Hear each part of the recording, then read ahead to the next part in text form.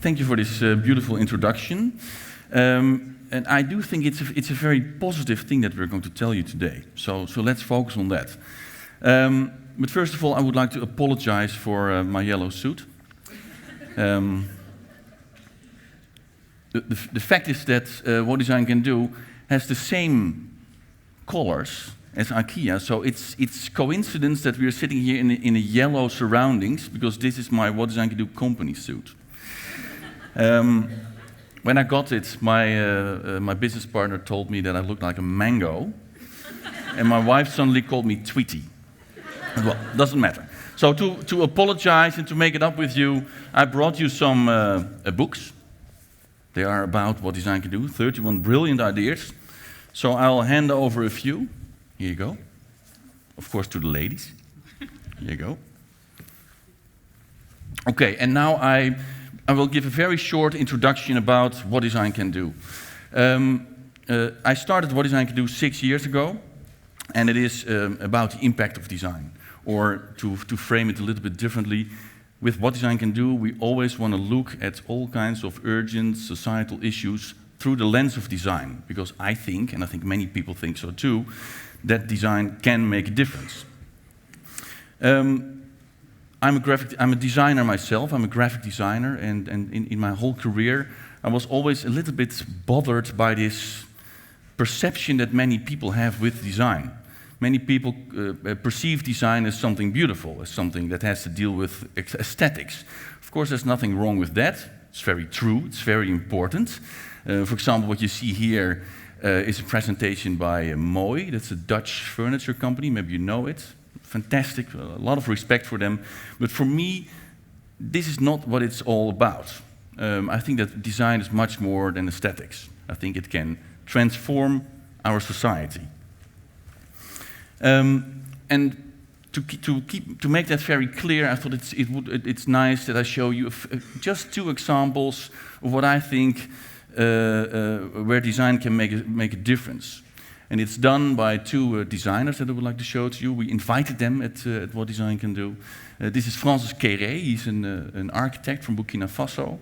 And what you see here is that he was born in Burkina Faso, and he was trained in Berlin, in Germany. And when he was became a professional architect, he went back to Burkina Faso, and maybe you know it, but Burkina Faso is one of the most poorest countries in the world. They have nothing but red earth and a lot of people. So he thought, let's work with red earth and the people. So what he did is that with the small communities in Burkina Faso, he started building houses, libraries, all kinds of places where the community comes together, and also where the communities can work together. So he gave them the knowledge and he guided them, and in fact, a few examples what you see here is that they all build it themselves.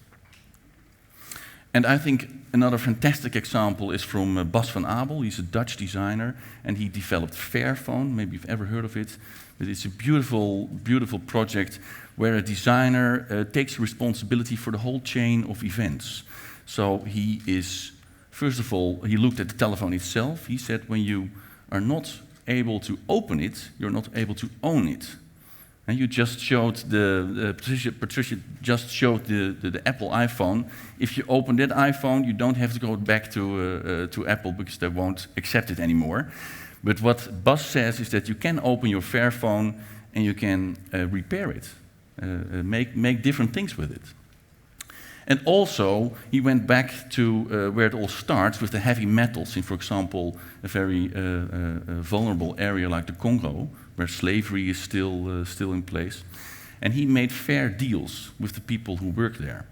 So I think that it's a good example of what design can do, but also what designers can do, how designers can initiate and make things happen. So for me, it's all about new ideas for a better world.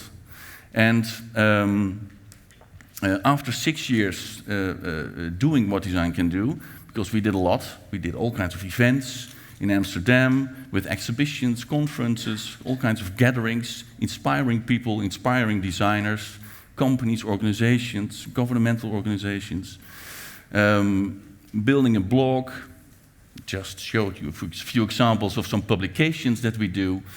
We even went to Sao Paulo to share our ideas with the audience over there. We thought it was time for something new. And why?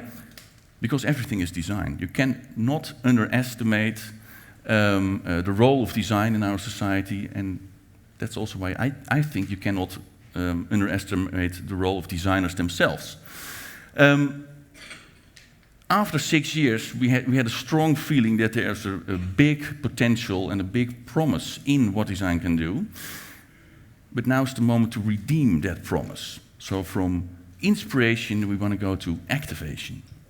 And we want to do that with the What Design Can Do challenge. In this challenge, we want to invite designers and creators worldwide to come up with new ideas for very pressing societal issues. We pre-launched the challenge in Amsterdam last May. I want you to take a very close look at this picture, because you see 4 men, and one of them has a red suit. Today, he's wearing a black suit, and it's Dagan Cohen, and he's the challenge leader of the What Design Can Do challenge. Thank you.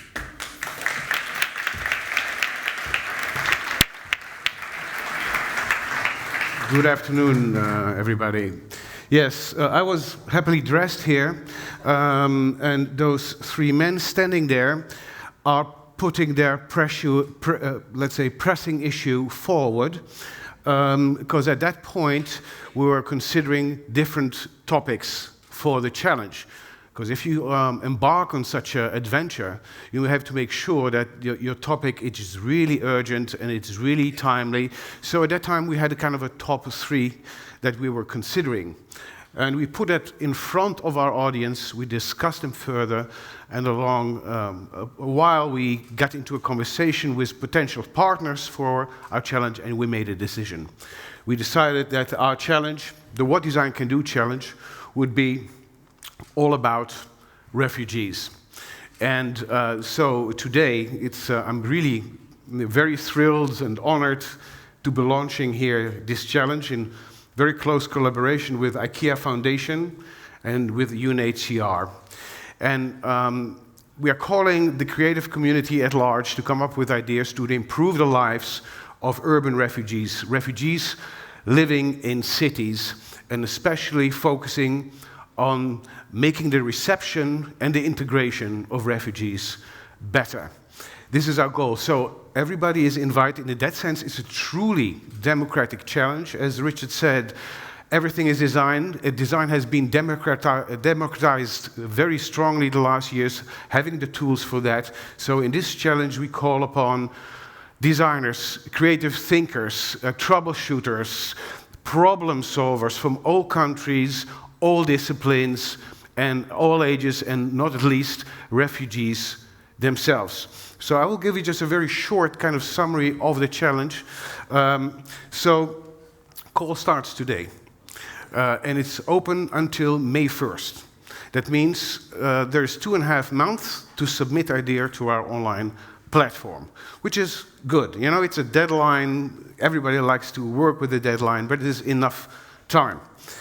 Then what happens next is that all the entries will be judged, also by the audience and participants themselves, but also by an international jury that we're currently composing. And I'm very, very proud that also Marcus Engman will be on the board, on the jury. So all the entries will be judged by an international jury, not only of designers, but also from experts in areas related to humanitarian aid and migration. So we have some really big scholars on migration, worldwide famous scholars, different cultures. We have, I think, the architect from Burkina Faso is in, or we're working on it. So it will be a great mix, and they will judge ideas. in criteria, I would say very, very similar, if not nearly identical, to the democratic design principle Marcus was talking about. Because, again, we pass a time that design is in the art for art's sake. So you have, yes, you're looking for original ideas, you want to have groundbreaking ideas, but they have to be feasible, they have to be scalable, and they have to be relevant. So those criteria very much match the democratic design principles. So, already, I'm inviting you, write it down your calendar, July 1st, you're all very, very welcome to see the 5 finalists and see the exhibition with the shortlist in there. But now we are really at the beginning of our journey. And so I have to say that, forgot to say that again, it's a very solid competition. The 5 finalists not only receive €10,000 each, but will go into a program, I would say, a kind of an accelerator program / design lab setting in which they will have support of expert designers and, again, people from the humanitarian field to really bring their plans, their ideas into working prototypes and feasible business plans ready for implementation. Okay, so why are we doing this challenge? I think, first of all, yes, designers are professionals, but are human like everybody, and I think we all were touched, like you were, by those images of starting this summer, refugees trying to reach the shores of Europe, heartbreaking scenes, traveling through the Balkans in search of a safer haven and a better future for them and their children. Now, until recently, when we thought about refugees, we had this in mind: the refugee camps, the big tents. And this is a Zatari camp, which is actually a city with a huge infrastructure, but also very limited means. For those who are not aware of this, a camp with tents is supposed to be temporary. It's not anymore. Camps, on average, people live 17 years in camps. Sometimes whole generations grow up in a refugee camp. And very limited possibilities, personal development, finding a job, building a family. So you see a new development happening, and it is that refugees are more and more going towards the big cities, toward urban areas. At this point, measured in June last year, half of the world's 19 million refugees now live in urban areas. And this figure is rising. So if you look at the statistics, it's a global trend, like it's a global trend moving away from the country into the cities. That also calls for refugees.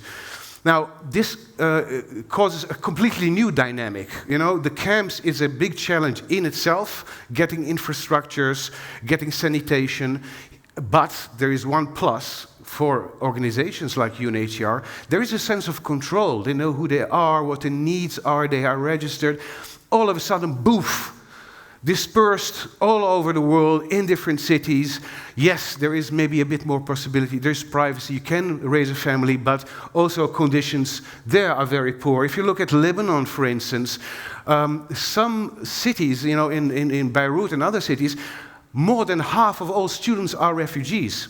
60% are refugees. And if they have a school to go to, but it's a huge pressure on urban environments.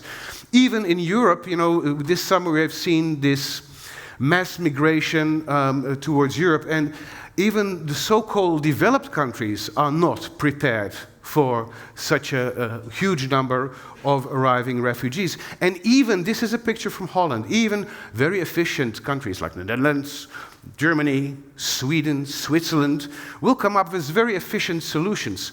But is this human? Is this a way of, and especially considering the long waiting times? So there are challenges, as said in introductions, on all levels, from housing to health, to education, to work, to cultural exchange and integration. And especially you can say that this cultural integration is crucial.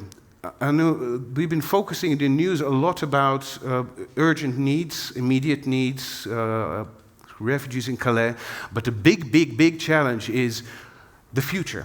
the integration of refugees in our society. So you see society very much divided. We see people, heartwarming, inspiring initiatives all over Europe, people welcoming refugees, but at the same time, you have also those people very much worried about the impact of mass migration on their local communities.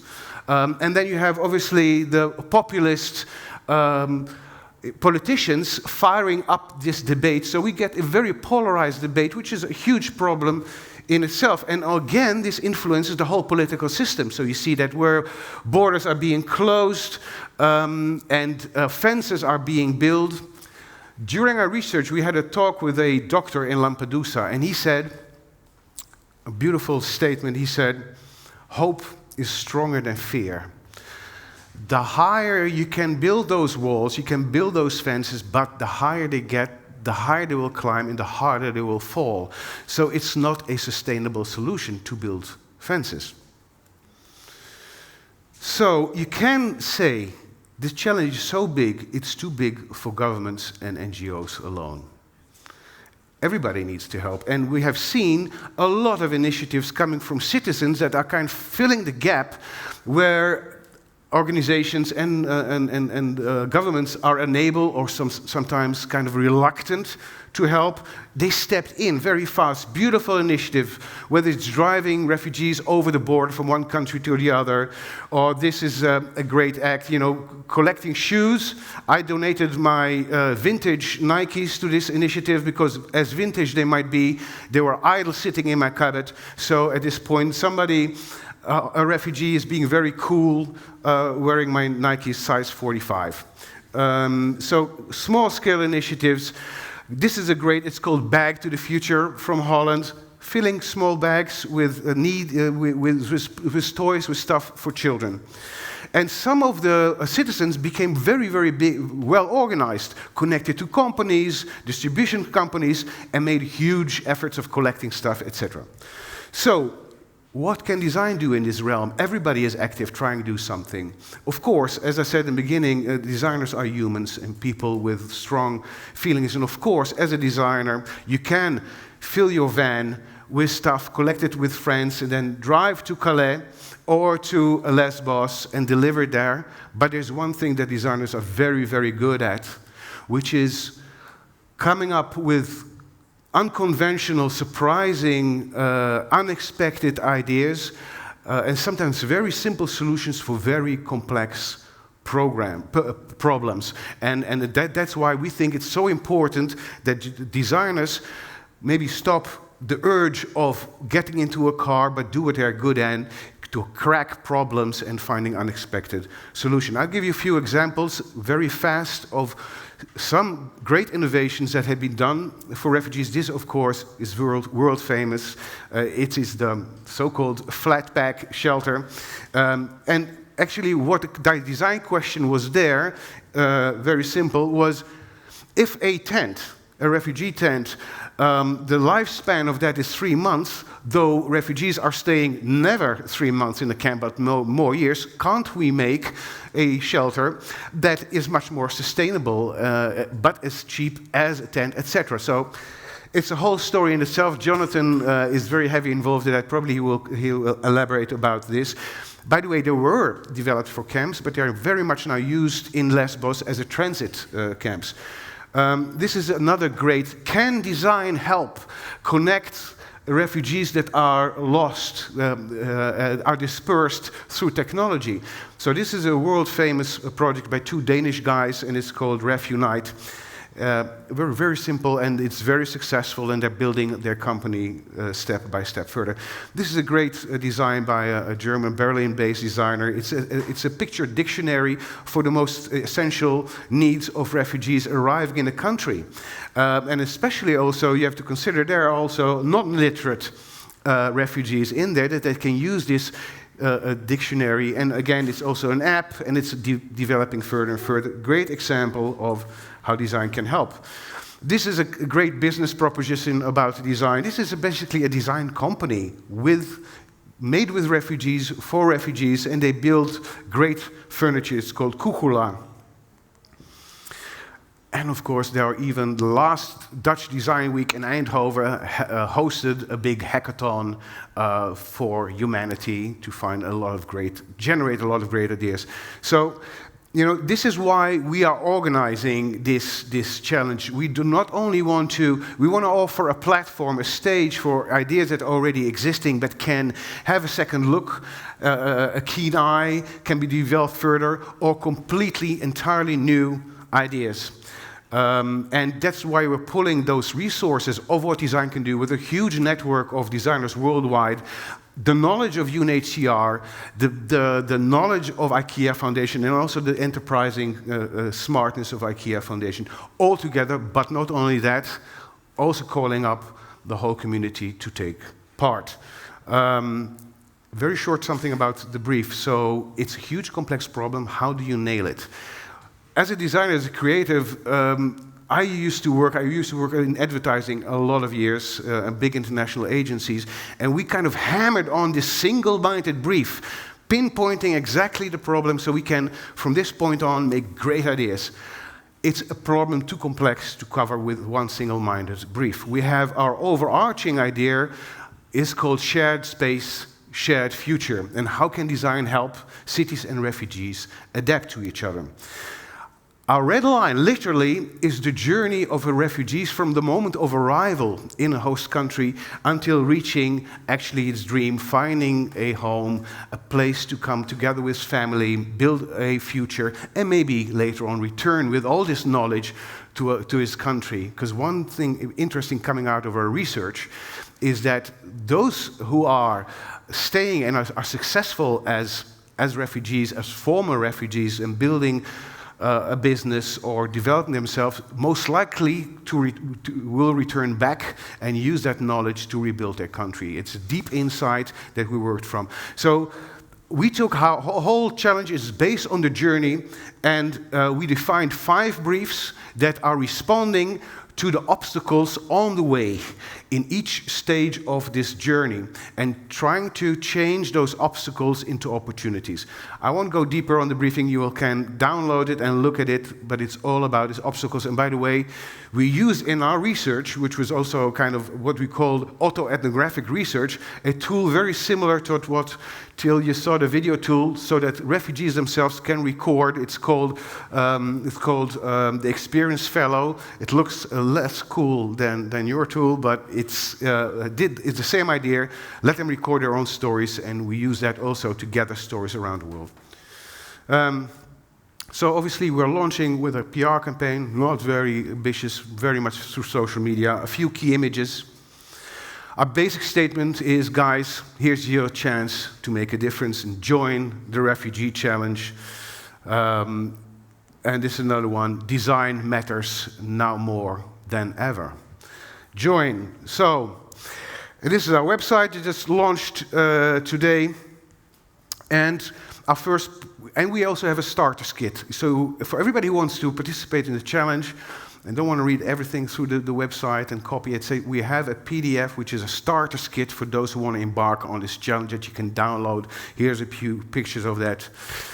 And what can you do? Well, join us. Join the Refugee Challenge, participate. You can participate as an individual, as a team, as a collective, as a company, as a family, I really hope, and as kids, because, kids and crazy people come up with the best ideas a lot of times. So you can participate as a country, as a whole. We can all participate here. And what's more is that if you're very eager to start, we are running tomorrow a workshop. Tomorrow morning, half a day, and you actually get to work on the real briefs. Unfortunately, it's fully booked. It's 50 people max, so we'll divide it in 10 teams of 5. However, if you are very eager to participate and you buy Richard or me a beer afterwards, we'll find a way to kind of squeeze you in. Thank you. Oh, sorry. One more thing. Yeah. One more thing. For me, it's very special to be here in Zurich because I'm educated as a visual artist and became more business-minded over time. But when I went to the Rietveld Academy in Amsterdam, I was completely into avant-garde art. And this year, it's so exciting to be here in Zurich because in a place not far from here, 100 years ago, a movement started called Dada, which changed the way we looked at art forever. Being a former avant-garde artist, I would say today, it's not so much the visual art that have impact on society the way they died, it is design. So hopefully, in a place not so far away from where movement started, in the middle of the First World War, maybe kind of a new movement will start here, opening up for everybody to take part in urgent design. Thank you very much. Well, that was truly inspirational, wasn't it? When you said that you are working also with refugees and you ask them about their story, have you got already some feedback about their most present issues?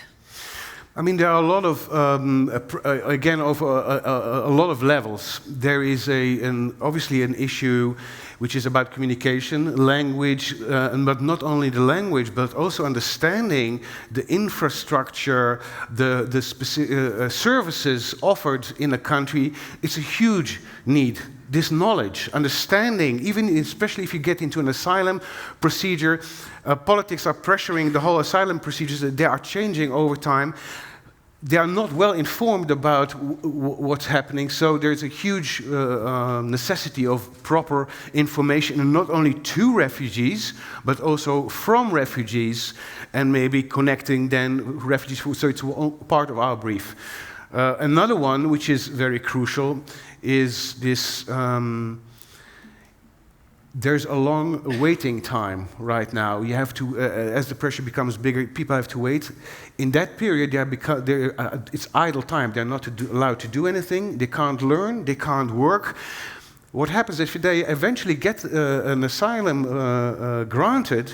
They're already sometimes very depressed because too much time took place, so they are very concerned about health issues and motivational issues, and at the end, of course, very important to find work. So if you are in your survival process, you can be part of society, full member of society, is really connecting to the local networks and find work. So that's also one of our briefs. So it goes way beyond just making their stay a little bit more comfortable and nice. Like housing? No. Of course, I mean, again, if you look at the reception center, it's a huge challenge there. The scale is much too big, and this big scale there's a lack of intimacy, a lack of sense of home. So it is for furniture and the architectural-driven people a huge challenge of creating intimate shelters for refugees. Well, thank you very much, and good luck with the challenge starting tomorrow. And yes, of course, we have to bring. Okay, yeah. Yes. She's the moderator. You're not the moderator. Do you want to stay? Yeah, no. You can stay. No. I can introduce Jonathan, John Spampinato, spokesperson for the IKEA Foundation. Guys. Hi, John. Hello, how are you? Thanks for having me. Hi, everyone. Thank you, guys. So, John, in 2014, the IKEA Foundation gave away, I think, 104 million euros to fund dozens of programs run by large and small organizations to make life better for children living in extreme poverty. Why do you support that challenge in particular? Yeah, this challenge is really a fantastic idea because our mission at the IKEA Foundation is to create better opportunities for children living in some of the world's poorest communities. That mission comes from our shared belief at IKEA that children are the most important people in the world. So it's a little known fact about us, but that's what we focus on, our kids, and we have a lot of partners around the world. Last year, What Design Can Do team was gracious enough to invite us to meet a bunch of designers in Amsterdam and show off the Better Shelter, the flat pack refugee shelter that the UNHCR and some partners of ours called Better Shelter, a group of designers in Sweden, and the IKEA Foundation innovated. We brought it there, we did a presentation on a stage like this, and then afterwards we held a little pop-up kind of challenge, I guess you could call it. And the UNHCR led it, and I went down to see, 4, 6, how many people are going to be actually interested in this? Standing room only, it was the most, the highest demand. People were spilling out of the room, which really shocked me because I think the idea of figuring out how to create a better everyday life for refugees was not something that, in my mind, was something that most designers would be thinking about. And it was clear at that moment how powerful the idea of democratic design could be if we could tap into the design community better. It was clear that designers wanted to contribute more, and it wasn't just about designing aesthetic products like you talked about earlier, or making more money, or just innovation for innovation's sake. They really wanted to contribute in a long-term, meaningful way. So that's when we realized that, yeah, we weren't, IKEA Foundation and what design can do wasn't necessarily apples and oranges or apples and mangoes maybe, but in fact, we had a lot in common. Yeah. So this idea of bringing democratic design, and it's at our roots, it's who we are at IKEA, and on the business side, it's how we constantly innovate to create a better everyday life. One of the things we like to say at IKEA is for the many with slim wallets, which is our way of talking about affordability and accessibility. We could take that idea and bring it to the humanitarian sector as well. That was clear after we were invited and participated with What Design Can Do, that people would really rally to the challenge. And so the ideas that we have at IKEA about creating better everyday life through the markets could also bring a lot of value to the humanitarian sector and the children around the world whose parents don't even have slim wallets. They probably have no wallet at all. So. Talking about wallets, can you give us some kind of figures and what way you're going to fund this challenge? Yeah. You know, obviously we didn't want to lead a lot of challenges and things lead with some great big dollar sign or euro sign. That would put the focus in the wrong area from my perspective. We want people to think about the opportunity to create a better everyday life. And that way they wouldn't be intimidated. You know, if we had put out a 10 million euro sign or a 5,000 euro sign, that would immediately, people would start self-selecting. So first of all, it's not about the money, it's about the idea. But after that, IKEA Foundation last year, we'll announce this pretty soon, I think our annual report comes out in March sometime, but in 2015, we were able to give away 120 million euros to children's causes. So we have a lot of resources behind us. IKEA has been a successful company, and IKEA believes in sharing our success. So I don't want to put a specific dollar figure on anything because it'll limit people's thinking. But anything that fits with IKEA Foundation strategy and funding and how we like to help create a better everyday life for children is something that we will look to bring into our portfolio and fund. Could be 5,000 euros it takes, or it could be 5 million euros.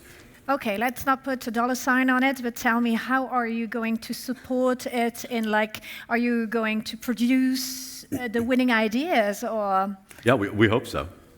Really, I mean, it's up to the audience here and all the designers around the world what we do. So. Oh, we have some more information coming up now. Just elaborate a bit of this, because obviously, ideally, you start with saying, okay, who will be the implementation partners? But as we do not know what the outcome of the ideas is, we are obviously are talking to a lot of people and potential local partners in different cities. At the moment that we know the 5 winners are there, then we kind of gather a group of implementation partners, investors around to see who wants to dig into those ideas and make work out of it. Do we have a time frame? So where? Yes. Yeah, you said about like finding the winners in July 1st. July 1st, the 5 winning ideas will be announced, and then there's 3 months of a summer school or lab, and in that period of time, ideas will be developed really into prototypes and business plans, and then we'll have a kind of Dragon's Den like setting in which they pitch the ideas to a new, also fresh group of investors, and then we'll go into the real implementation phase. Okay, that's cool. Sounds complicated, but sounds complicated. It's not. But, we got it, right?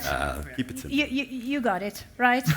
And you know that you need to buy a beer or something to tease those gentlemen to get into the workshop that is tomorrow at the Villa Tobler, just right behind us. Well, thank you very much, John. Thank you very much to you. Did I forget something very important to ask you? No, not at all. I just want to thank Simona for having us here, because it really is great that a humanitarian organization like the IKEA Foundation and our partners at the UNHCR can tap into this community and do something very different and achieve really big results. The flat pack shelter, I think, already proved how these ideas at IKEA can be taken to the next level, and it's not just about commercial enterprises, but those same ideas can help the many people. So we're really excited to do this, and please, everybody here, as you heard, tomorrow there'll be a breakout session, but you can go online today, download the brief, figure out how you're going to change the world, and figure out what kind of funding you need to do that.